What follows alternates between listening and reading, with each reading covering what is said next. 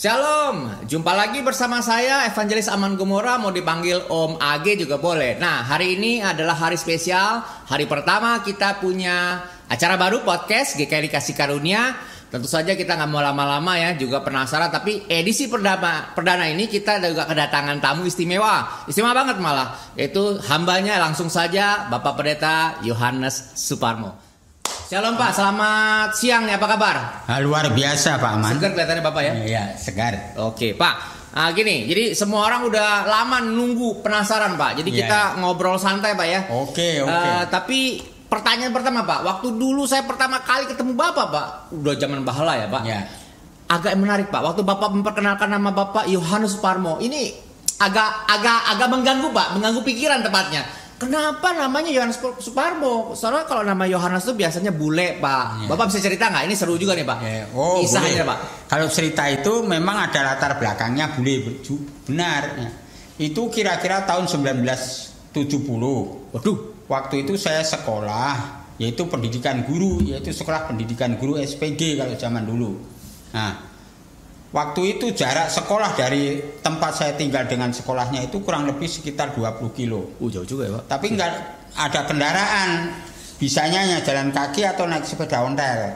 Ya kebetulan orang tua saya bisa membelikan sepeda ontel. Nah saya lewat salah satu bukit yang dinamakan di situ yaitu namanya Gunung Madu. Nah Gunung Madu itu jalannya itu nanjak terus, jadi sepeda ontel itu nggak bisa dinaikin sehingga harus dituntun kurang lebih jaraknya 1,5 kilo. Kira-kira jam 2 siang saya berteduh di bawah pohon karena keringatan dorong sepeda itu.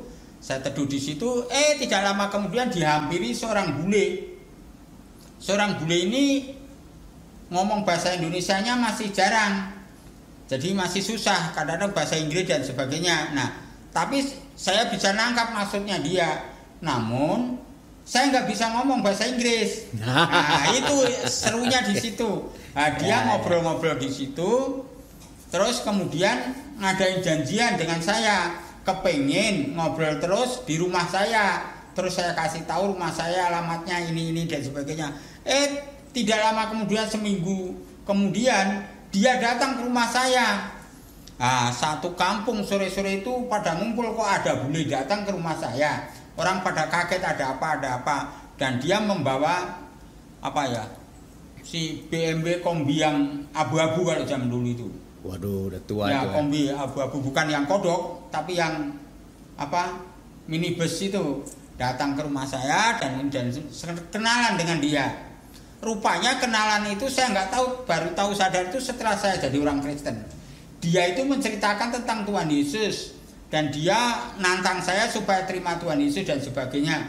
Nah, saya itu karena senang dengan bule ini, ya udah saya terima aja ajakan dia. Saya diajari ini dan dia minta izin dengan orang tua saya, yaitu khususnya bapak, apakah boleh kalau setiap Jumat sore di sini diadakan pertemuan antara saya dengan bule itu. Bapak saya tanya, untuk apa?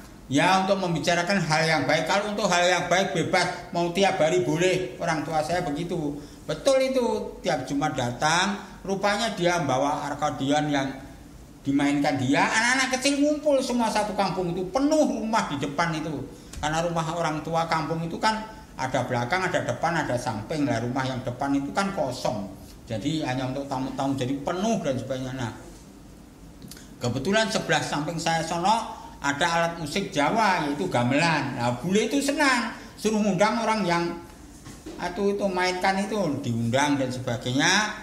Bule ngasih duit supaya ngasih konsumsi pada mereka, benar, dimasakin. Jadi orang kampung kan senang begitu, mainkan alat musik Jawa itu dengan dia main akordeon. Jadi kampung itu seakan-akan ada hiburan baru lah dan sebagainya. Nah itulah awalnya saya kenal dengan bule, yaitu namanya Ken Ellison. Pasti saya nggak kenal Pak, saya nggak kenal sama dia Pak. Pasti Bapak yang kenal dia kan? Iya jelas itu. Dan sekarang sudah tidak ada di Indonesia, dia sudah pensiun jadi misionaris, sudah kembali lagi ke Amerika. Dan dia juga waktu saya belajar juga jadi dosen saya juga, karena dia seorang misionaris juga seorang dosen yang dikirim dari Amerika, utusan Injil Amerika, sehingga dia di Semarang. dan dia mengajar juga. Nah, saya dikenakan terima Injil dan sebagainya, dan kemudian setelah saya merasa semangat dan senang dekat dengan dia, orang kampung itu pada bisik-bisik nanya-nanya gimana, oh begini. Udah pada mau ikut, ya udah kalau mau ikut hari Jumat sore pada kumpul di sini. Udah banyak orang-orang tua-tua pada datang di situ mendengarkan bagaimana bule. Cuma sayangnya bule ini tidak bisa bahasa Jawa, sehingga harus menerjemahkan bahasa Jawa. Saya bisa bahasa Jawa tapi nggak bisa bahasa Inggris, jadi ya udah nggak nyambung. Ya tapi dengan kuasa Tuhan ada beberapa orang yang mau terima Yesus. Kebetulan yang mau terima Yesus itu buta huruf. Udah tua, udah umur 60-an lebih pada saat itu. Dia mau mengikut bule, kemana aja mau ikut, bilangnya hanya gitu aja. Udah oke, diajar berapa minggu gitu. Terus ada tantangan baptisan. Mau menyatakan baptis, kan nggak ada kolam dan baptis, nggak ada, adanya sungai. Ya udah dibaptis aja di sungai. Nah, ceritanya itu lucu, nggak ada jubah, nggak ada apa-apa, ya pokoknya pakaian biasa aja. Nah, bule ini sudah masuk ke sungai, saya loncat ke sungai, belum juga tapi udah basah itu saya. Langsung dia tangannya ngangkat saya, gitu. Rupanya saya dibaptis di situ lah. Itulah pernyataan saya jadi Kristen di situ. Dari situlah saya mengikrarkan diri bahwa di sini adalah Kristen kampung ini, termasuk ini sudah dibaptis sekian orang. Udah dari situlah dirintis mulai sedikit. Terus ada utusan mahasiswa yang dari kampus Semarang itu datang untuk membina orang-orang yang sudah percaya Yesus dengan bahasa Jawa dan sebagainya. Di situ diadakan kebaktian, itu dari situ mulai.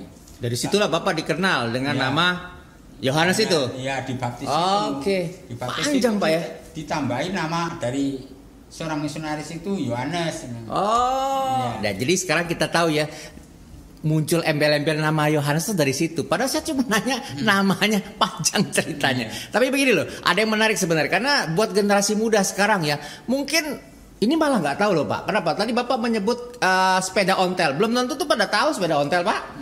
Yang kedua tuh Bapak nyebut VW Kombi. Waduh Pak, seumuran saya aja, saya baru sekali tuh naik VW Kombi. Udah pasti zaman sekarang juga nggak tahu. Tapi menarik sekali karena ini diceritakan oleh Pak Yohanes langsung ya. Jadi kita tahu latar belakang beliau. Nah ada hal yang menarik Pak. Kita lanjut Pak ya. Nah kalau melihat pengalaman Bapak itu kan Bapak, mohon maaf nih Bapak kan punya latar belakang kepercayaan sebelumnya, agamanya kan berbeda nih, ya kan.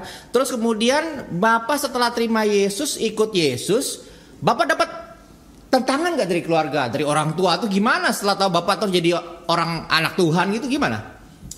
Kalau dari keluarga, ya dari Bapak saya sendiri malah. Oke, Bapak, orang tua Bapak kalau nggak salah dukun Pak ya? Kan ya kebatinan. Kebatinan.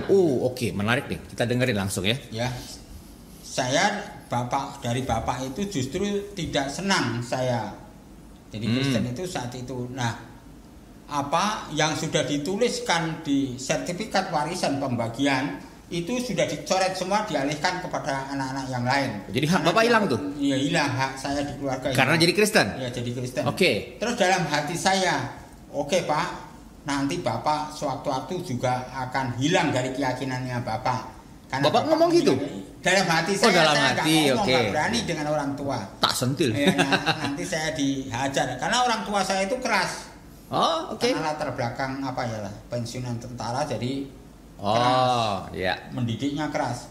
Pernah saya itu dididik karena saya itu nakal.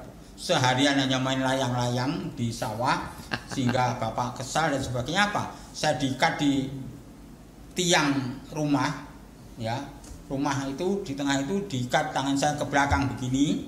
Terus apa? Badan saya ditaburin semut merah. Ngangkrang. Rang-rang itu? Iya, itu kalau gigit, kalau sadis belum itu Pak, kan mati sendiri, nempel itu. Waduh, setengah mati betul itu. Nggak kebayang nih. Agak gila juga nih. Oke. Ajar orang tua saya seperti itu. Tapi saya nggak dendam ya, namanya orang tua, tetap saya hormat dengan orang tua. Kesel pasti Pak, gondok. Karena saya didambakan supaya nanti meneruskan apa yang dipelajari orang tua saya. Nah, dari situlah terus menerus dan ikut. Tapi saya dalam hati saya itu, kalau ketemu teman-teman yang ibadah di tempat-tempat tinggal mereka, gantian itu rasanya senang, damai gitu loh. Tapi nggak tahu bedanya apakah ini karena saya ada Kristus atau tidak, pada saat itu belum tahu saya, belum Hanya rasanya itu senang aja gitu aja. Nah, karena Bapak dapat tantangan dari orang tua, terus apakah Bapak pernah ketahuan ternyata Bapak tuh Kristen gitu? Pernah dihukum kah atau digampar gitu? Pernah Bapak? Enggak, Be?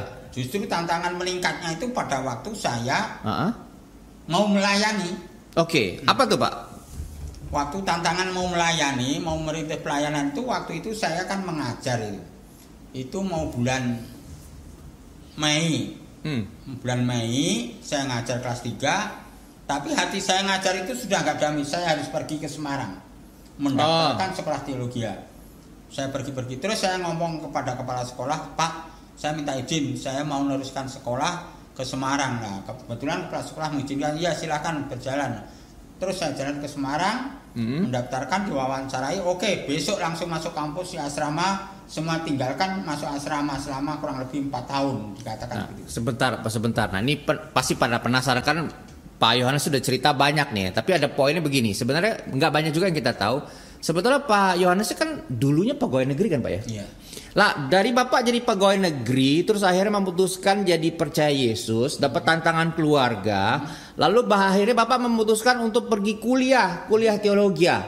Agak edan juga sih Pak, karena kan Bapak ini udah orang bilang udah enak jadi pegawai negeri, terus ngapain lagi Pak? Ujungnya Pak kan Pak akan jadi hamba Tuhan. Orang bilang kan kalau jadi pendeta itu nggak ada duitnya Pak. Itu gimana cerita Bapak akhirnya bisa terusin begitu? Saya teologi Semarang itu bukan kepengen jadi hamba Tuhan atau pendeta sebenarnya. Oh, oke. Hanya kepengen tahu apakah benar bahwa warisan surga itu yang akan diberikan itu Isa. Ya, karena Abraham kan punya anak 2. Ya. Isa dan yang satunya lagi. Sehingga apa? Saya kepengen tahu betul benar nggak dalam ilmu ini yang akan mendapat warisan surga itu adalah keturunannya Isa. Penasaran jadi Bapak ya? Saya penasaran, belajar itu hanya kepengen tahu itu aja. Iya, oke. Sampai di Semarang dilatih, termasuk misionariskan election itu melatih ini dan sebagainya, sehingga saya meyakini hal itu dan hati saya didorong. Bagaimana melayani Tuhan, karena pada waktu itu sekolah di situ diwajibkan seorang mahasiswa yang mau diwisuda harus bisa memenangkan paling tidak 30 orang harus dibaptis. 30 Pak? Ya, kalau enggak 30 dibaptis tidak bisa diwisuda. Nah, itu tantangan berat saya pada saat itu. Nah, waktu saya mau merintis pelayanan, saya cari informasi tiap kecamatan lingkungan saya. Nah, ketemu salah satu kecamatan yang pulang dari tahanan Pulau Buru dari Ambon. Jadi dia kena tahanan politik saat itu, yaitu politik 65 PK itu. Terus dia pulang, dia menyatakan catatan di kecamatan bahwa dia orang Kristen. Nah, Bapak bisa nemuin Bapak ini, bisa diajak kerjasama. Ya, kebetulan camatnya agama Kristen jadi mendukung saya. Itu cara jalan Tuhan. Saya nemuin dengan mereka. Terus saya tanya yang namanya Pak Narto itu mana? Oh itu Pak, nah, rumahnya situ. Saya ngobrol-ngobrol, Bapak ini dan sebagainya. Kalau gimana Pak? Kita belajar berdoa aja. Jangan di rumah Pak, kalau di rumah nanti saya tangkap lagi. Lebih baik gimana Pak? Di jalan aja, di bawah pohon aja. Jadi orang nggak curiga. Kita ngobrol-ngobrol aja, dianggap ngobrol aja di bawah pohon. Tapi kita bicarakan firman Tuhan aja Pak. Bapak punya Alkitab, punya Pak, ayo kita bawa. Betul, setiap pertemuan seminggu sekali itu di jalan, di bawah pohon saya bacakan firman Tuhan, berdoa, bacakan firman Tuhan. Hanya gitu aja tiap kali temu. Lama-lama ada orang ini ditanya tetangganya, si Mas itu datang terus tiap ngajak kamu ngobrol itu ngobrolnya apa? Terus dia cerita gini-gini. Kamu mau? Udah kumpul aja di rumah siapa? Rumah kamu, jangan rumah saya, rumah kamu aja. Nah, saya bisa mulai dari rumah ini tempat pelayanan sampai sekarang jadi gereja itu sampai itu di situ. Nah, orang tua saya dengar bahwa saya sudah sekolah di Semarang, meninggalkan pekerjaan yang lama dulu. Nah, orang tua saya marah sekali. Karena apa? Waktu saya mendapatkan satu pekerjaan itu, rupanya orang tua saya itu jual sapi 4. Waktu Bapak mau jadi pegawai negeri ya? Iya, supaya dapat itu kan yang dikorbanin lah. Ya istilah zaman sekarang ya suap lah. Suap. Iya. Nah, terus betul jual sapi jual untuk supaya saya jadi setelah jadi pegawai kok malah keluar aja, Nah, enak itu ya? aja. Itu orang tua Oke. saya kaget dan marah sekali. Mungkin dia kan kurang ajar Pak ya? Saya sama sekali tidak boleh pulang dan tidak boleh nyentuh tempat tinggal orang tua saya ya? itu. Nah, selama kurang lebih 5 tahun saya nggak pernah pulang dan sebagainya. Kebetulan mama saya sakit keras, ya istilahnya sudah menjelang mau meninggal, ingin ketemu dengan saya. Nah, bapak saya berusaha nyari saya, padahal jaraknya nggak jauh dari rumah saya, tempat pelayanan saya itu kurang lebih ya sekitar 7 kilo. Oke. Kalau di kampung 7 kilo itu nggak jauh. Jalan Bapak kaki. saya di nyari alamat saya nggak ketemu, pergi ke kampus nanya anak saya yang namanya ini di mana, dikasih tahu, terus datang ke tempat saya pelayanan. Iya. Saya tempat pelayanan itu diberi tempat tanah dari warga yang sedang bertobat, itu baru bertobat, yaitu wakaf tanah supaya bisa ditempati. Saya bikin yaitu gubuk lah istilah saya. Karena apa? Tiangnya dari bambu, semuanya peralatan dari bambu, terus atapnya dari anyaman daun kelapa. Nah itu saya pakai ukurannya berapa ya, kira-kira 6 kali 8 kali. Oke. Terus saya tempat untuk kebaktian tiap minggu dengan mahasiswa yang ada dari Semarang. Waktu itu saya mahasiswa, itu sudah mahasiswa dari Semarang, sehingga melayani weekend di situ. Setiap Jumat sore saya sudah datang di situ. Jadi itu pelayanan pertama Bapak merintis gereja berarti ya? Iya, saya merintis di gereja itu. Dan tanggung jawabnya Bapak harus cari jiwa 30 orang. 30 tuang nggak supaya bisa main-main ya? wisuda. Tapi karena saya nggak bisa mencapai itu, sehingga saya nggak bisa diwisuda di Semarang itu. Oke. Bisanya wisuda waktu di Jakarta Pak Aman yang lihat itu. Oh, Itu ini ceritanya rahasia begitu. begitu. Oke, menarik.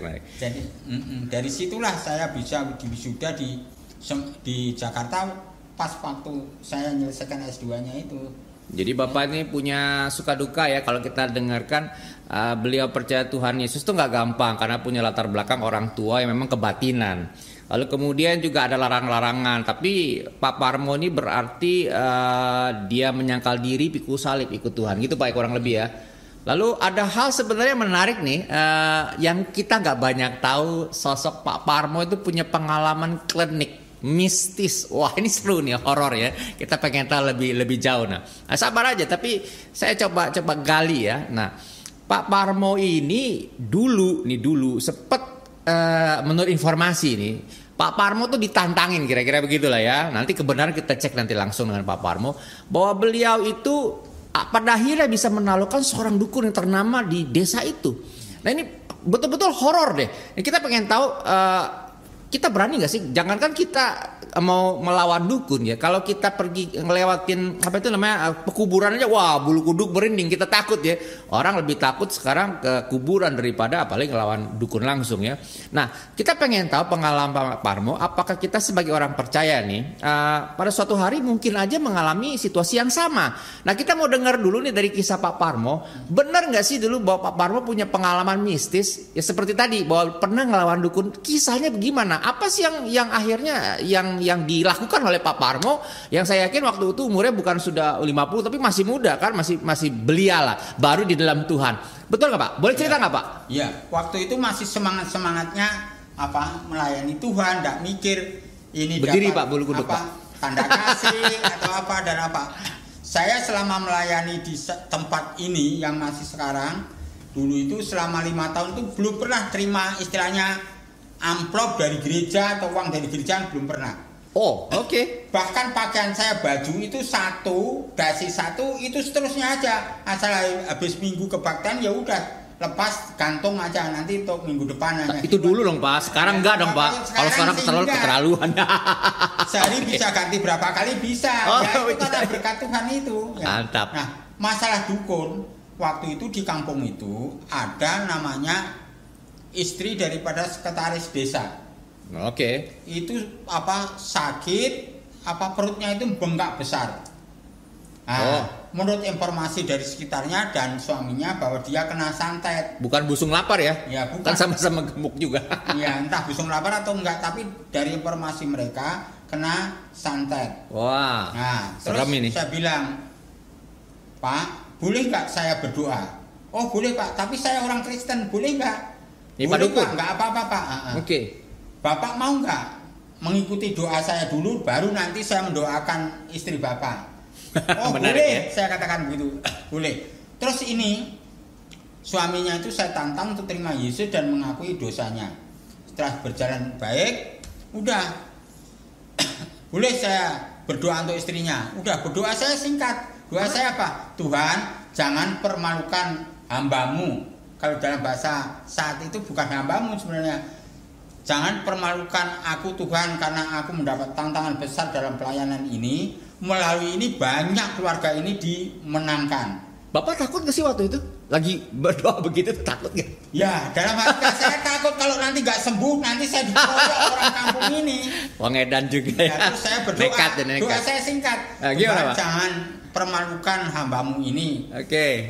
Tolong Tuhan, mujizatmu jadikan pada saat ini juga. Udah selesai. Wow, Saya pulang. Udah gitu dong. Pulang. Udah.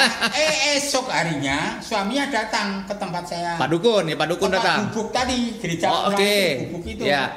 Nah, terus apa? Pak, istri saya sudah minta makan, Pak. Wow. Matur nuwun, saya gitu, puji Tuhan, istilahnya gitu kalau sekarang. Nah, betul. Setelah cerita begitu, terus saya datang, semangat saya ngajak orang-orang yang sudah bertobat. Wow. Yang sudah bertobat saya ajak ke rumahnya dia, saya ajak nyanyi, aku mengikut Yesus. Nah, Wow. waktu itu terus itu nyanyi berat, terus saya nyanyi, terus berdoa, Tuhan, izinkanlah ibu ini sembuh hingga menjadi kesaksian, bahkan dia bertobat sekeluarga dan anaknya. Betul, 3 hari dia kempes, terus dia menyatakan ingin mengikut ajaran saya. Perut yang buncit itu kempes, Iya, Pak? Kempes. Bapak lihat langsung itu? Enggak, setelah 3 hari, jadi kan saya Oh, oke. nungguin. 3 hari itu nggak tahu proses kempesnya itu pelan-pelan atau seketika, saya nggak tahu. Tapi tahu-tahu saya dapat laporan dan saya lihat udah kempes. Wow, Nah, keren terus ya. saya- Keren ini, keren. Terus saya orang-orang suami, ponakannya, adik-adiknya, keluarganya pada bertobat semua di gereja.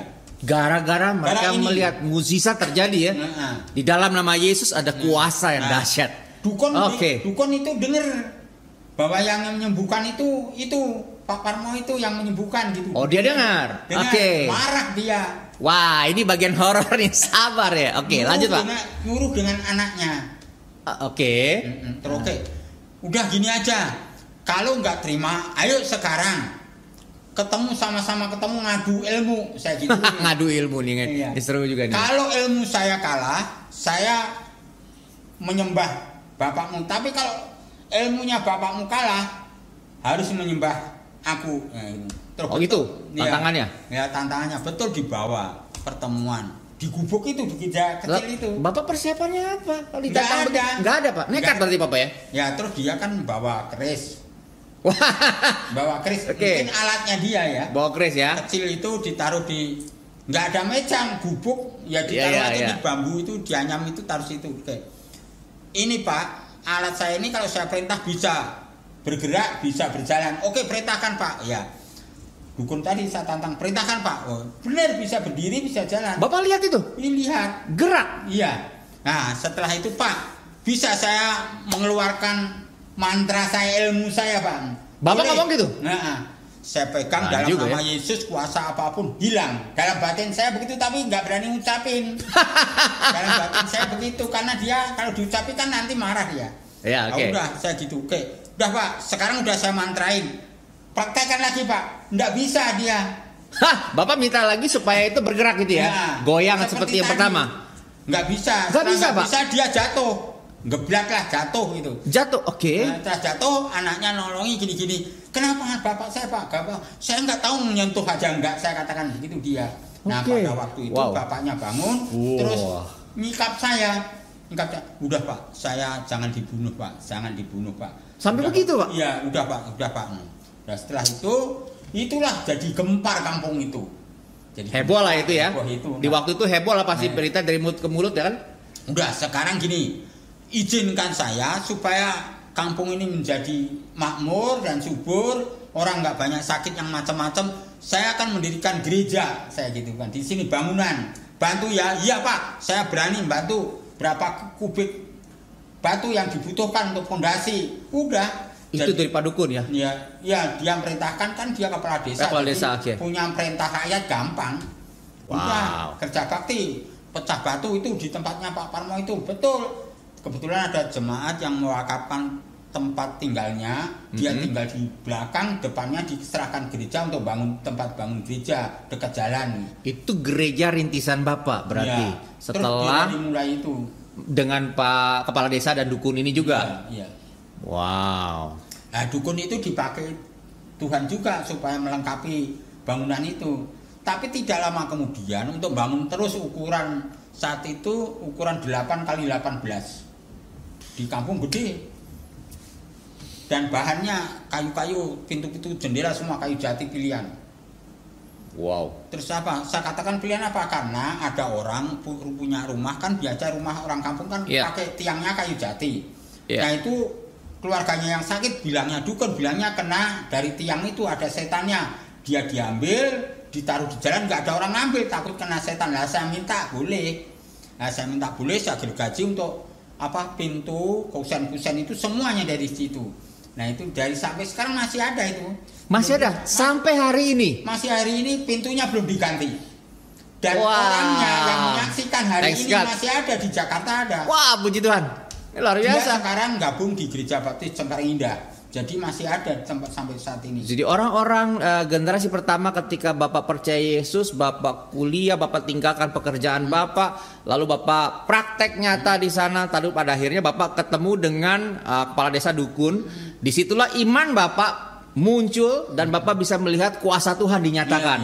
Dari situ akhirnya berbuah dengan pelayanan dan Bapak bersama-sama dengan warga pada waktu itu akhirnya mendirikan gereja yang sampai hari ini gerejanya masih berdiri dan orang-orangnya masih ada. Masih ada. Wow, luar biasa. Ini buat kita semua yang mendengarkan ini luar biasa. Nah, jangan khawatir, masih ada sesi yang lain. Kita akan gali bagian yang lain yang kita nggak tahu tentang Pak Parmo. Nanti kita bongkar ya. Pak Parmo nggak tahu, kita membongkar nih abis ini. Tapi ini sesi pertama, kita selesaikan dulu ya. Nanti kita lanjut lagi ke sesi kedua yang lebih seru pastinya. Dan yang pasti Pak Parmo akan bongkar habis-habisan bersama kita supaya kita bisa tahu lebih jauh tentang Pak Parmo. Tuhan Yesus memberkati siapapun yang mendengarkan rekaman ini sesi pertama, dan nanti kita lanjutkan di sesi kedua ya. Tuhan Yesus memberkati kita. Kita udah dengar tadi kisah Pak Parmo, bagaimana awal mula beliau menjadi anak Tuhan, percaya Tuhan Yesus. Pengalaman horor mistisnya sudah. Nah sekarang kita lihat sisi yang lain ya, yang menarik nih. Kita mau tahu lebih jauh. Sebenarnya Pak Parmo ini banyak punya kebisaan. Nah salah satunya, pernah tahu nggak kalau Pendeta Yohanes Parmo ini dulunya pernah jadi guru, betul Pak ya? Iya. Nah, gimana ceritanya Bapak bisa kedampar jadi guru? Terus saya dengar juga Bapak merintis sekolah. Ya, benar? Benar. Gimana ceritanya, Pak? Ya, merintis sekolah itu sebenarnya satu segi panggilan dalam hati saya seorang pendidik. Jadi ngabdi lah. Nah, di salah satu kecamatan di tempat saya itu satu-satunya sekolah hanya satu swasta. Tapi hidup enggak, mati enggak. Nah, camatnya kenal dengan saya baik. Kebetulan camatnya kan orang Kristen.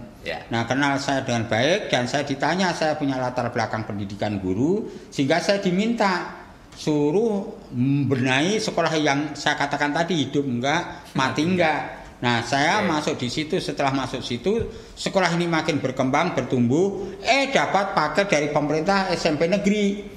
Nah di SMP negeri itu kebetulan gurunya juga kurang. Nah saya diminta gabung ke SMP negeri. Jadi saya ngajar 3 tempat, swastanya 2, terus negerinya 1. Borongan dong Bapak ini ngajar. Ya supaya gajinya gede.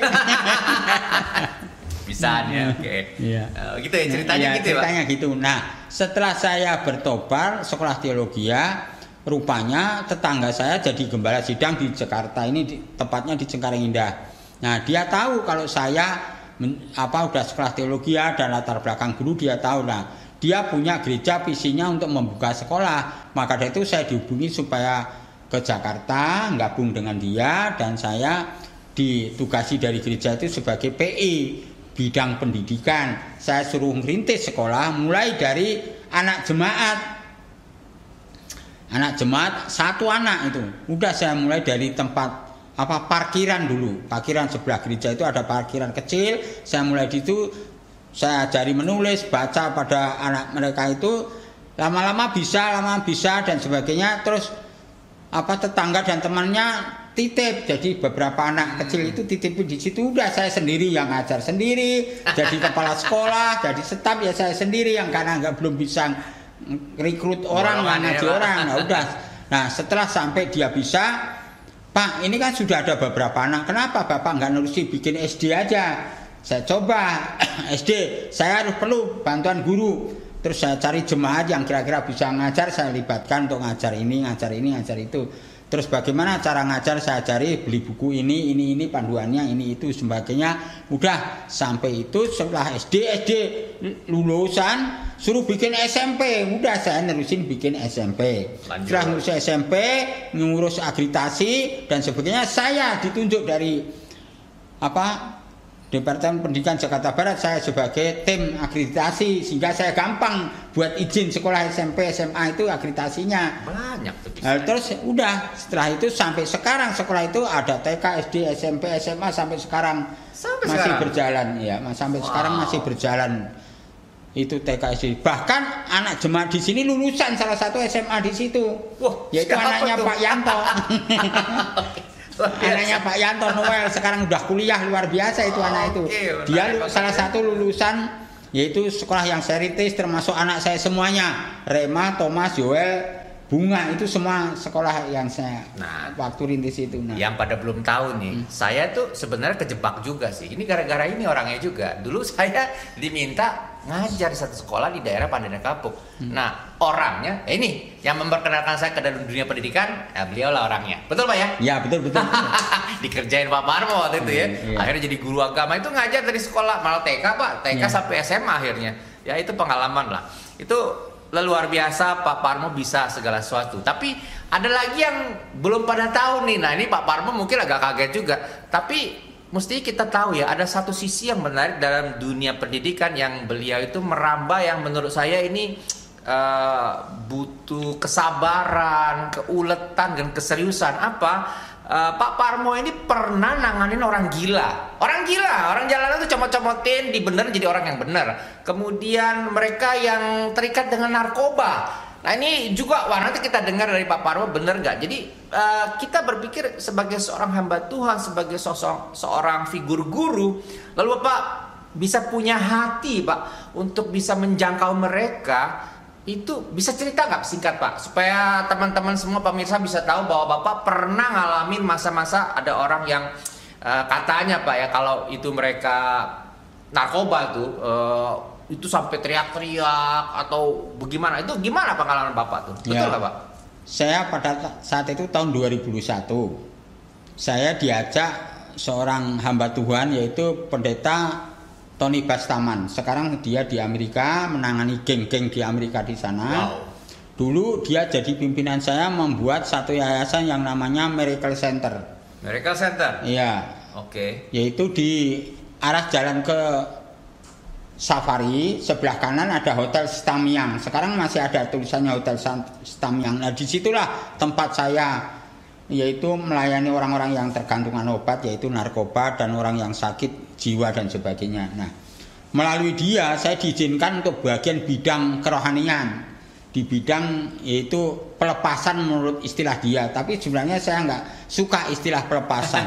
Ya terus terang aja saya nggak suka. Nah dari situ saya melayani dia memang susah. Dulu ada anak jemaat di sini. Itu dulu pernah saya rawat, saya rehabilitasi itu sekitar 2 tahun. Tapi ya itu kalau di tempat rehabilitasi dia baik, udah nggak ini itu. Tapi kembali lagi ke tempat temannya, komunitasnya, dia kambuh lagi dan sebagainya. Nah, ada pengalaman unik.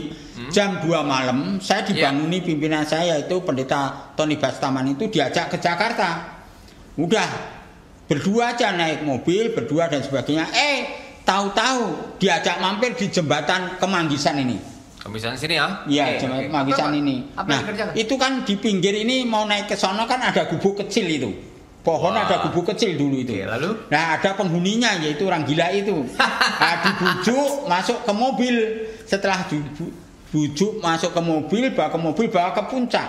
ke tempat rehabilitasi itu, sampai di sana udah dimandiin, dicukurin, ganti baju, paginya didoain dan sebagainya. Nah dia makin jinak. Pikiran saya kok nggak teriak-teriak, nggak apa-apa, dan apa karena dinginan atau apa karena pangkling. Dia sekarang sudah ganteng, udah dicukur, udah ganti baju, udah ganti dan sebagainya, udah makan bersama-sama dengan mereka. Nah lama-lama Tony Bastaman saya suruh salaman dengan dia terus, dekati dia terus, ngomongin tentang rohani. Pokoknya nggak ngerti bacain firman Tuhan aja Pak. Benar, saya hanya baca firman Tuhan. Mau dia ngerti atau tidak masa bodoh lah. Yang penting baca firman Tuhan aja, dekat dengan dia. Nah betul. Setelah lama-lama begitu, setelah ditanya kok nyambung. Terus dia ngomong, keluargamu di mana ini, di mana? Oh keluarga saya di Bogor, ini itu alamatnya mana, dikasih tahu. Hubungi keluarganya, suruh datang, suruh lihat. Datangnya lihat benar itu bahwa itu saudaranya atau keluarganya. Nah dari situlah rangkul-rangkulan, diajak pulang, tapi orang ini nggak mau. Nah, kenapa? Nggak tahu, nggak mau. Pokoknya saya mau ikut bapak ini, dua bapak ini saya mau ikut dia. Di mana aja saya mau ikut dia. Jadi dari nggak benar sekarang jadi benar. Iya, jadi benar, tapi justru diajak keluarganya nggak mau. Terus pendeta saya ngomong, mungkin ada kepahitan ini Pak dengan saudara.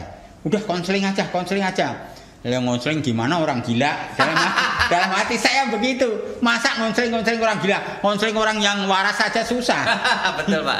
Apalagi ini konseling orang gila, wah lebih susah lagi nih dalam hati saya. Udah, saya pendekatan dengan dia, terus saya pura-pura saya pinter gitar, padahal saya nggak bisa. Wah, ini saya nekat. rupa main gitar, terus dia kepengin pegang gitar, gini gitar. Lama-lama dia bisa, malah justru saya ngajari nggak bisa, tapi dia malah bisa. Kebalik, saya malu. Nah setelah lama-lama bisa, terus saya tanya begini-begini, memang benar. Orang kalau kepahitan dipendam, nggak disalurkan, itu justru bahaya pribadi. Ini saya ngalami dia. Nah setelah cair begitu-begitu, setelah sehat, terus mau diajak keluarganya ke Bogor. Sampai sekarang nggak tahu di mana itu. Wow. Di mana ceritanya nggak tahu. Nah, Medan punya usaha di Jakarta, di daerah kota situ. Iya. Apa yang terjadi? Restoran itu apa di pinggir-pinggir jalan yang Pancoran itu? Iya, bukan. Pecenongan. Iya, Pecenongan. Ya itu. Nah, itu juga lebih parah lagi dia. Parahnya? Ya parahnya udah keluar air liur, udah nggak apa-apa. Udah lebih parah lagi. Tapi sekarang udah sehat baik dan sekarang udah usaha di Medan. Sebenarnya saya ditunggu-tunggu supaya datang ke sono. Ya, saya tahu dia mungkin ya ingin balas bakti dan sebagainya, tapi ya itu Tuhan belum mengizinkan, ya itu berkat dari dia. Udah yang penting dia ke gereja, udah saya bersyukur sampai sekarang dia tetap melayani Tuhan dan dia usaha. Luar biasa. Itu dia. Nah, jadi kita Pak Aman sendiri melihat pada waktu saya ya istilah zaman sekarang pelepasan orang yang jemaat sini ngaku bilangnya dikasih jimat dan sebagainya, keris dimasukin, udah dikamplop, udah mau dibawa, sampai sini hilang sendiri. Itu horor betul tuh. Pak Aman menyaksikan sendiri itu benar. Jadi waktu kita berdua melayani salah satu jemaat kita, waktu itu kita dikasih amplop ini ya, dibilang ada isinya. Ada keris Pak ya? Iya. Nah itu masih utuh, kita pegang waktu dikasih ke Pak Yohanes Parmo, lalu kita kan doakan itu ya. Setelah saya doa itu kan kita, Pak Parmo mau buka tuh, izin buka kan, kita buka. Begitu buka, hilang. Bingung ya. Tapi Allah kita dahsyat luar biasa. Nah itu kita bisa melihat bagaimana Pak Yohanes Parmo itu punya pengalaman yang begitu luas, begitu panjang. Nah sekarang kita mau coba sedikit ya, ini agak pribadi. Nah ini aja. Karunia ini nggak saya mengembangkan, nggak saya banyak praktekkan itu loh. Ya karena saya nggak mau nanti takut saya menjadi sombong dari titik ini. Gitu. Saya nggak maunya di situ Paman. Luar biasa ya. Sebenarnya bisa dikembangkan, bisa, tapi saya nggak mau.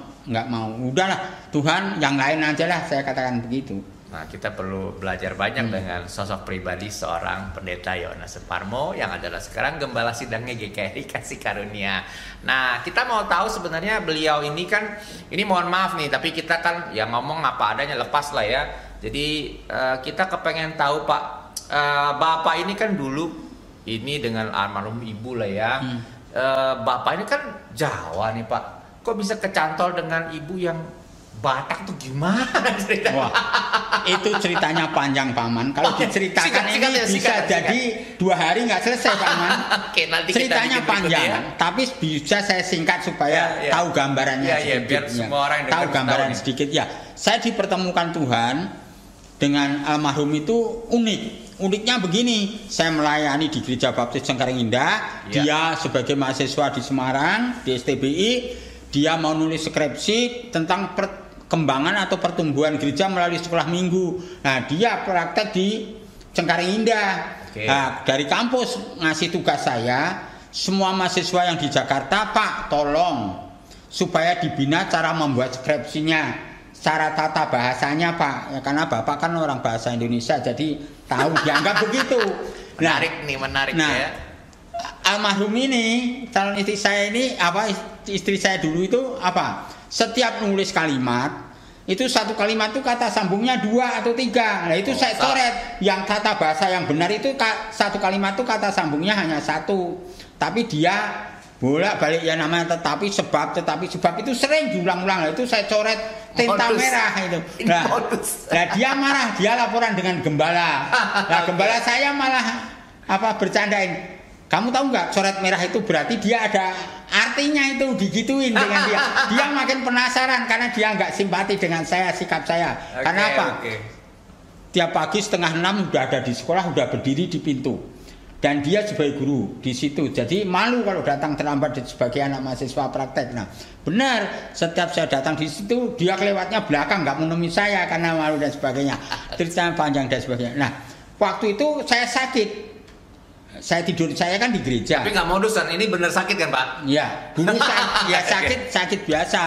Nah, terus saya berdoa karena dulu ya ada mahasiswa yang akrab dengan saya 2. Satu waktu itu melayani di Muara Karang, sekarang masih ada gerejanya. Nah, orang Manado, Cina Manado. Nah, terus dia saya berdoa, Tuhan, saya ini sakit. Siapa yang datang di antara 2 wanita ini memberikan perhatian pada saya, itulah yang kau kirimkan untuk saya.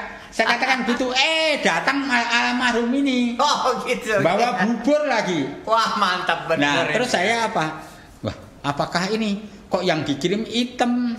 Saya katakan begitu. Yang saya maksud sebenarnya yang putih ini, yang tadi ini, yang Linda ini. Yang ini malah. Ya sekarang melayani di Bali. Dan enggak mau keluarga menurut ceritanya, sampai sekarang dia enggak mau keluarga. Nah, yang datang itu yang hitam ini lah. Terus nggak boleh tidak, kalau ini pemberian Tuhan pasti Tuhan yang terbaik. Meskipun bagi saya agak secara manusia, aduh kok dapatnya yang gini sih kayak gitu. Ya itu pemberian Tuhan dan sebagainya. Setelah itu dan sebagainya udah. Terus saya dipanggil gembala sidang saya itu. Gimana? Udah pada mantap toh? Kalau udah ada mantap, udah gini aja. Besok saya berkati. Ya begitu aja, saya ditantang begitu. Enak aja Pak, saya gituin. Ya orang tua harus tahu lah. Nah benar. Terus saya ditakut-takuti almarhum. Kalau kamu mau nanya keluarga saya yang ada di Jakarta, kamu bisa nggak bayar? Waduh. Karena adat orang Jakarta itu, adat Batak itu, laki harus mampu menanggung biaya semuanya. Ya istilahnya dibelilah perempuan itu istilahnya. Betul. Nah terus saya sanggup, saya katakan begitu dengan nekat. Udah. Datang ke tempat saudaranya yang di Rawamangun. Berani tuh Pak? Datang, tapi saudara kakaknya. Saya sampai sana acara gini-gini. Masalah biaya saya hanya berserah pada Tuhan. Terus Bapak kan ya orang Kristen, jadi sama-sama berserah. Kalau Tuhan memberi ya nanti biaya untuk ke sana. Kalau Tuhan belum beri ya kita berdoa sampai Tuhan memberi. Saya katakan gitu bahasa saya, bahasa diplomasi lah istilahnya. Nah ya terserah, saya sebagai orang tua ya mengizinkan aja. Udah. Boleh juga nih ya. Diizinkan. Nah setelah diizinkan saya minta tema dengan gembala yang saya itu cinta kilat kawin darurat. Jangan ditiru yang ini. Cinta kilat kawin darurat karena tidak lama terus langsung diberkati. Maka dari itu cinta kilat kawin darurat. Artinya maksud saya kawin darurat itu nggak ada acara pesta, nggak ada acara apa-apa, nggak ada. Ya udah nggak kiriman undangan sedikit pun, satu pun nggak kiriman undangan dan sebagainya. Diumumkan pemberkatannya pas hari ulang tahun saya 3 Maret jam 9 Maret. Ya udah. Terus diberkati, undangannya jemaat dan lingkungan wali murid itu nggak diundang tuh semua datang. Ya iyalah Pak, pasti Semua Pak. datang, wali murid datang, jemaat datang, ramai sekali. Nah dekorasi saya sendiri yang bikin. Udah bikin dekorasi, bikin ini dan sebagainya, udah ramenya. Ya boleh dikatakan melebihi pesta lah. Konsumsinya dari mana saya nggak tahu, biayanya dari mana saya nggak tahu. Nekat ini. Ya dari keluarga perempuan pada bawa babi, ada acara adat di halaman sekolah waktu itu. Sebelah gereja itu ada halaman, di situ diadakan acara adat. Acara adat. Terus saya dikasih marga. Terus saya suruh. Ada marga Pak? Iya, Situmorang. Karena baru tahu kan Pak Parno punya marga Situmorang. Karena bapak angkat saya itu Situmorang, jadi saya kasih marga dia. Oke. Nah setelah itu bayar adat dan sebagainya. Saya herannya apa? Ingat firman Tuhan bahwa kalau kamu benar-benar mengikut aku akan melipat gandakan saudaramu ini dan itu dan sebagainya. Itu benar. Amin. Itu benar. Cara melipat gandakan kita tidak tahu, tapi saya bisa merasakan tamu segitu banyak nggak diundang, konsumsi ada dan sebagainya, sampai acara adat berjalan langsung. Wow. Setelah saya pulang ke Medan, di sana diacarai adat lagi, potong kerbau, potong babi dan sebagainya, ada musik gondang, waduh ramai sekali dan sebagainya, luar biasa. Karena bapaknya dia almarhum ini bangga punya menantu pendeta. Orang Batak itu kalau punya keluarga pendeta itu merupakan kebanggaan yang luar biasa. Dia bangga punya pendeta dan sebagainya, dan apa?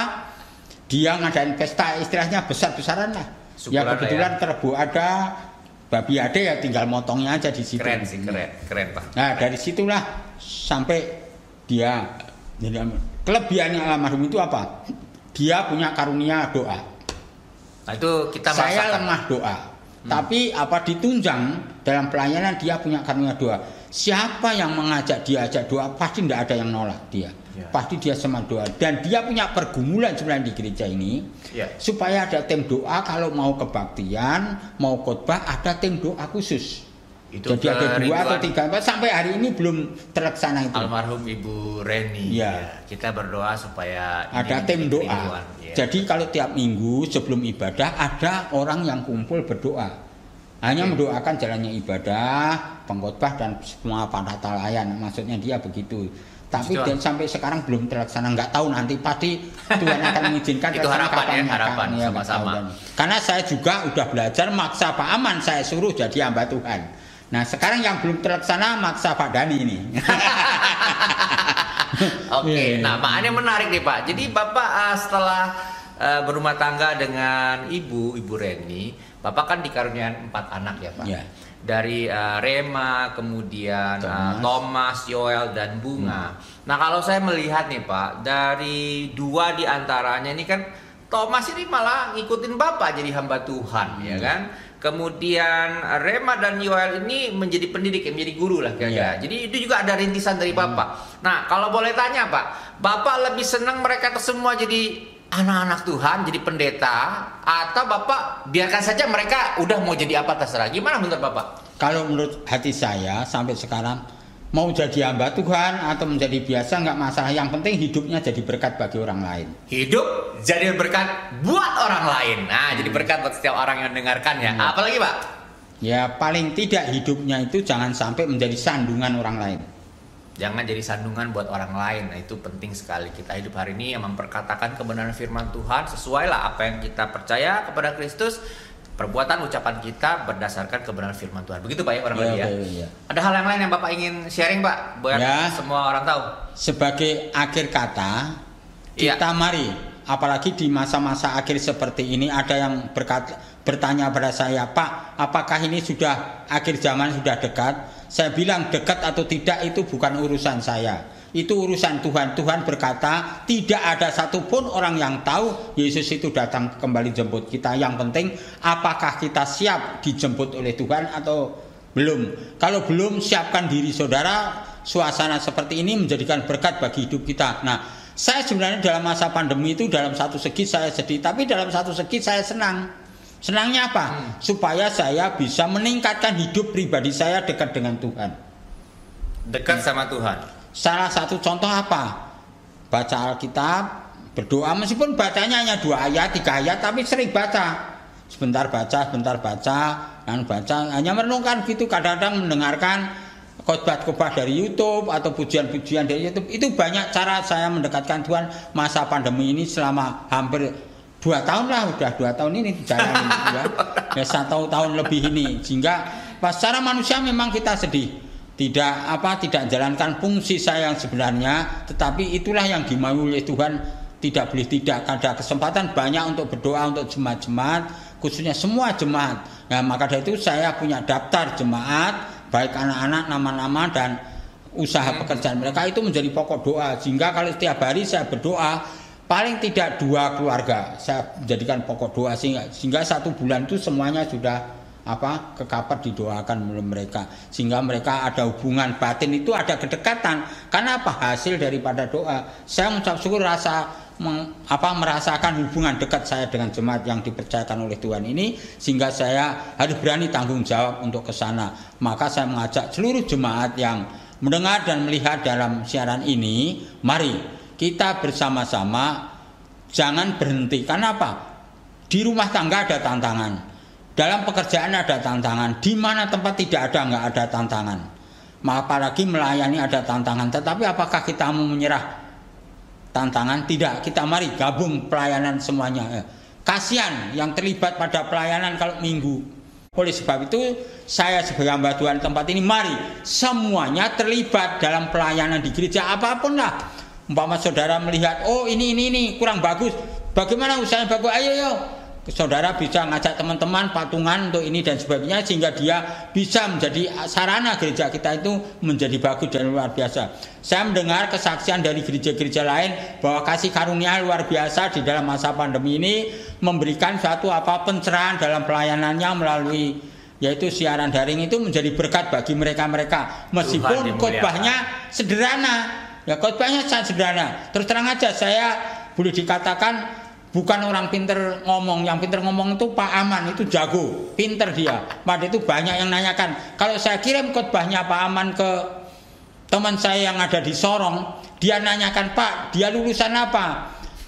Saya katakan, wah itu lulusan surga itu dia, dipaksa dari surga. Saya katakan gitu dia bisa ngomong begitu, itu dipaksa dari surga itu. Saya katakan, dia belajarnya di mana Pak? Dia bagus ini banyak yang nanyakan. Kenapa? Rekaman yang saya terima itu langsung saya kirim ke dia terus disiarkan ke jemaat-jemaatnya juga. Jadi jerih payah daripada Pak Dani, teman-teman pelayanan, tim pelayanan rekaman ini tidak sia-sia. Tidak hanya gereja kita, ya gereja di Sorong, di Timika itu semuanya pada dengeri dan dengarkan hasil pelayanan kita. Kita doakan supaya lebih meluas daripada pelayanan kita bersama. Kreatif itu kita bersama, mari. Siapa yang punya karunia apapun, coba share kepada teman satu dengan yang lain supaya menjadi berkat bagi kita semua. Itulah yang perlu kita sampaikan pada siaran pada malam hari ini. Mungkin di lain kesempatan ada hal yang lain yang perlu kita bicarakan bersama dengan Pak Aman. Makasih Pak Aman. Ya, terima kasih. Itu diborong habis sama hambanya Bapak Pendeta Yohanes Suparmo, adalah Gembala Sidang GKRI Kasih Karunia.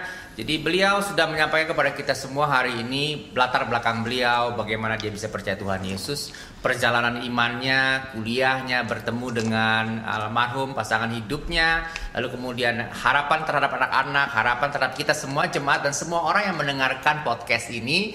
Saya berharap bahwa kita semua diberkati lewat podcast ini. Nah, sebelum saya tutup, saya akan mengutip kebenaran firman Tuhan dalam Yohanes 3 ayat yang ke-16, sebuah ayat yang sangat-sangat fenomenal untuk semua orang.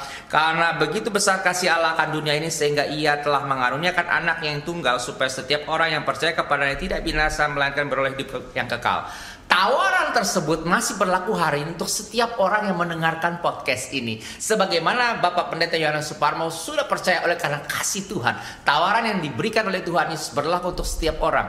Seorang yang dulu pegawai negeri, seorang yang tidak mengenal Tuhan, keluarga yang taat dan punya kepercayaan aliran kebatinan, bagaimana beliau punya pengalaman mistik yang diizinkan Tuhan terjadi ketika beliau harus berhadapan face to face langsung dengan seorang dukun yang pada akhirnya Tuhan permuliakan dan imannya bertambah, dan beliau pada akhirnya menjadi seorang pendidik, menjadi seorang guru yang baik. Begitu banyak beliau menelurkan karya-karya yang hari ini dirasakan oleh banyak orang.